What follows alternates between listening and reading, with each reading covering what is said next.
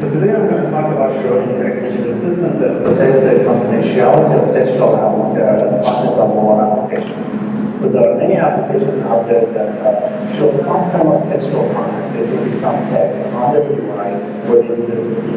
For example, consider a bank application which shows users private financial information on the UI, or think about a messaging application that can potentially show very sensitive and private messages to the user. And the same app can be used to show potential authentication codes for two-factor authentication scenarios to the user so that the user can use it and log into some system somewhere. So in all of these cases, it's very important for us to protect the confidentiality of this text. That is, we want the user to see the text, but we want to make sure that no malware in the system can potentially steal or extract the text. So the application developers are themselves aware of the sensitivity of this content, and they can use protection to protect it. They can use encryption to protect it. So let's see how that looks like. Here you can see that all of these applications usually have a front end that runs on the mobile device. That's the right side of the slide. You can see the application on the OS and the display at the bottom. And the other component of the application is a backend that is running in the cloud. And in all of these scenarios, this private and sensitive text always originates in the cloud. Or at least those are the scenarios that we are concerned with. So now let's see how we can protect this. The backend and the front end first have to establish the shared cryptography key. And once they have the key, then the backend can use the key to encrypt the text. And then it will generate the cipher. And then it can send the cipher over the network to the front end. And because of encryption, now we've protected our text against any potential eavesdropper in the network. But now this is where the problem actually starts. So we have a cipher in the front end, but the front end has to first decrypt it. And then it has to pass it to the operating system for it to be rendered and displayed to the user. So then if you have any potential malware on the device, you can try to steal the text by either directly attacking the application and leveraging some of the vulnerabilities in the app, if any. Or you can try to compromise the operating system, and you can try to, for example, escalate some privileges to a kernel, and then you can use various methods to steal the text. So as you can see, the trusted computing base, or the TCB of our system is very large here. It includes the application, the operating system, and even the hardware. So while the application developers can do something about their own application, they can try to make sure there's no vulnerabilities in it. There's nothing they can do about the operating system. And unfortunately, it turns out that today it's quite easy to compromise the OS because it's very large, it's full of vulnerabilities, and there are many reported attacks out there. So we know that the operating system is vulnerable. So what can we do about it? There are two main directions that we can take, and we'll be working on both of them. So in the first direction, we can just try to continue to improve the security of the operating system. We can try to develop, for example, static or dynamic analysis tools to find these vulnerabilities in the OS and patch them. But this is a battle that might take a long time, or we might not even be able to win it usually. So an orthogonal approach is to assume that the operating system is untrusted, and then try to see if we can use a very small and trusted monitor to provide some select security guarantees in the system. And this is the approach that we're going to take in SchrodinText today. So this is how the overall system will look like now with the monitor. You can see on the client side, on the right side, we have this small monitor that sits below the OS, is more privileged than the OS, and it can protect itself from the operating system. Okay, it's back.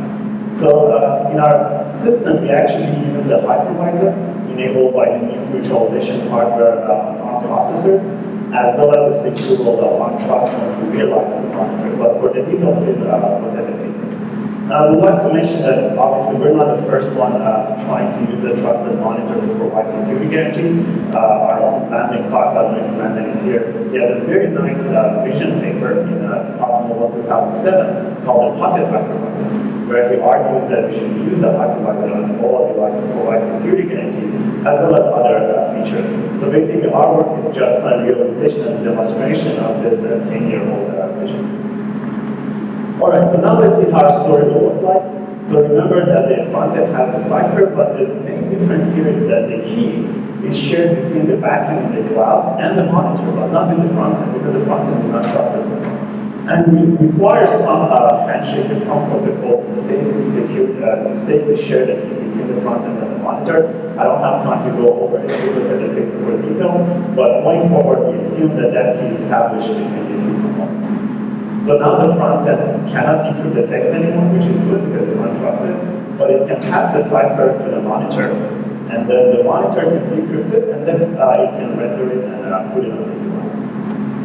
And also, we'd like to emphasize that we are only trying to provide confidentiality guarantees here. I forgot to mention that now our TCP is much smaller compared to what we had before. It only includes the monitor, which is hopefully a few tens of thousands of lines of code, as well as some hardware. Okay, so as I was mentioning, we're only trying to provide confidentiality guarantees for the text. We do not provide any integrity or availability guarantees, which means that the operating system can try to show some other text than the one that was intended, or it can try to show no text at all. Those are orthogonal issues that has to be solved in the future. All right, so let's see if we can actually even solve the confidentiality problem. The problem is that in practice, doing this text rendering in the monitor is quite challenging. So let me show you what that would include. So I'm going to show you the different stages of text rendering that now has to be done on the monitor. So the monitor has that text, which is now a string. And the first stage of text rendering is to rasterize the character units. Basically, it has to generate the pixel level information for different characters, given the font and the size. And for example, it will tell us that this is how C would look like, this is O, this is D, etc. Once those widths are rasterized, the next stage is to do the layout. It has to decide where on the UI each of these characters will go to. And this is also challenging because the layout depends on all the other elements on the UI, their size, and the size of the UI surface, etc. And you can see that we're already adding a lot of code to the monitor, and we're not even done yet. The next stage is to do compositing, to composite all of these data on top of each other. And as it is done on mobile devices today for good performance, we would like to also use the GPU for acceleration of the compositing. And therefore, we will need to add the GPU device driver and libraries in the monitor as well. So before we know it, we've added about 500,000 lines of code to the monitor. Now the monitor is bloated, its potential full of vulnerabilities, can be attacked, can be compromised, and therefore this has completely defeated our original purpose. So our main contribution in this work is to come up with a set of techniques which we call the oblivious text rendering, which allows the operating system, which is still in the untrusted domain, to do most of the text rendering, and we only have to add about 1,000 lines of code to our monitor to do some very simple processing. So I'm going to show you how this oblivious text rendering technique works. I don't have time to go over all of the stages. I will just cover the first two. And for the rest of it, please see the paper. And so let's first get started with the glyph rasterization. So to remind you, the problem is that the operating system doesn't know what the text is, so therefore it doesn't know which characters to actually rasterize. So our solution to this problem is to have the operating system rasterize all the printing ASCII values, which are there about 95 of them, and given the font and the size and the color, and put all of them into what we call a glyph book. It's basically just an array memory buffer. So therefore, the operating system can tell us this is how an exclamation mark would look like. This is the equal sign. This is 0. This is 1, etc. And then we can share this with the monitor. So note that the limitation is that we're only supporting this ASCII characters. We do not support, for example, emojis or non-English characters at this point, and that is something that can be added as well. All right, so the next stage is to do the layout. The OS has to tell us where to put each of these characters on the UI. But this is difficult because the operating system only knows the number of characters in the text, and the number of characters is not necessarily enough for it to do the layout. So let me show you an example. These examples, all of them have 9 characters. But as you can see, they're taking up a different size on the UI. And this is mainly because the different characters are taking up different width on the UI. So therefore, there's no way the operating system can actually correctly do the layout. So our solution to this problem is to focus SchrodinText on monospace fonts, which are actually quite common on mobile devices these days. With monospace font, the property is that all of the characters will take up the same amount of width, no matter what the actual character is. So therefore, now the OS can go ahead and do the layout without knowing what the actual text is. So let me show you an example. Let's say we ask the operating system that please go ahead and lay out 9 characters. The OS knows everything else. It knows the dimensions of the UI surface. It knows where the text UI widget is on the screen, which we call it the SchrodinText view, by the way, which is based on the Android text view technology. And then therefore the operating system can decide that, okay, the first character will go here, and then here's the second one, and here are the rest of them. and then it will share this layout information with the monitor. And remember that the monitor already has the glyph code, and therefore it can do some very simple jump off of when they do resolve these characters. So it will put the C here, and it will put the O here, and the so on. So this is a very simple example. In practice, if the length of the text is larger, then we have to worry about line breaks, and we have some solution for that as well in the paper. We do some hyphenation. It's a very simple layout technique, and we cannot, like, one of our limitations is that we cannot support fancy layout algorithms such as Textual. All right, so I'm not talking about different components of this text rendering, but there is one more technical component. I want to talk about one specific attack that the operating system can mount on our system. So, and this is called the framebuffer readback. So what the operating system can do, it can wait for the monitor to show the text on the framebuffer, and then it will just go ahead and simply take a screenshot and see what it actually put there. And then you can see it. So to protect against this, we use some of the novel hardware features that are available on processors and also on SSD as part of the virtualization support, including hardware reviews and the nested page tables. More specifically, what we do is that for those memory pages on the frame buffer that have some sensitive text on them, under the we actually keep two copies. There is one copy which we call the protected view that has all the UI elements on it and the text blended on top of it. And then we have the unprotected view, which has all the UI excluding text. And then we map the protected view into the Ionic view, which is sitting in front of the display controller, so that the display controller can actually read the correct frame buffer content and put it on the display for the user to see. That's our goal. And then we map the unprotected view into everything else in the system. So we map it into the MMU for the CPU, which is running the operating system. We map it into the IO sitting in front of the GPU or any other DNA capable device. So if any of those components then try to actually see the frame buffer, for example, take a screenshot, then the text will somehow magically see. Alright, so we prototyped this on ARM Juno development board. This is the only board that we found that allowed us to program the secure world of TrustZone and also the hypervisor. We use Android Marshmallow and run it on top of the same hypervisor, and we use the OpenTDE for our secure world routing. So I'm going to show you some evaluation results right now. I don't have time to go over all of them, but I'll just cover them for the rest of the paper.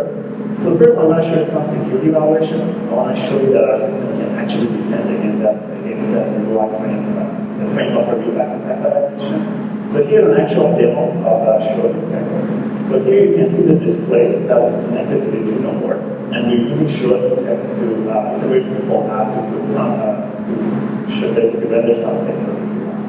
And this is basically what the user physically sees on the display. So what we've done here is taken a camera, external camera, and take a photo of the display. So now at the same time, we try to use the operating system with all its privileges to try to take a screenshot with the frame buffer. And as you can see, all the components of the UI are there, including the Android notification bar and this virtual keys at the bottom of the screen, but the text will disappear. Alright, so the next component is the performance, and for that we mainly measure the text rendering latency.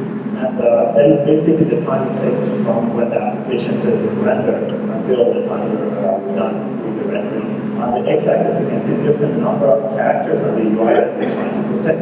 And just a quick practice is you don't have to protect all the text on the UI, just the ones that you care about. And on the y-axis, you see the latency. So as you can see, if you're only trying to protect a few number of characters, so for example, a single code, then the latency is not that different from the normal Android text. But if you're trying to fill out the UI with full of protected text, then obviously the latency is going to be very significant. Alright, so before I wrap up, some of you might be wondering where the name SchrodinText comes from. So it just simply comes from an analogy to the Schrodinger's cat that we had in mind. So as some of you might know, this is basically a thought experiment in quantum mechanics where there's this cat in the box, and the box is closed, and it can be simultaneously dead and alive. And so when you have an external observer that opens the box that can see actually the actual state of the cat, it would collapse in time. And so you think of the text in SchrodinText as this cat in the box. So from the operating system perspective, you just see that there's a 9-character text sitting somewhere on the UI, but it doesn't know what the actual value is. So only the user who can open the box by physically observing it, looking at the display, you can see what the actual value is. All right, so in summary, SchrodinText helps us render sensitive textual content of applications in the UI, and it can help us protect it against the operating system and malicious application. It has a very small TCP, and also it has noticeable performance. All right, so that will conclude my talk, and I'll be happy to take your questions now.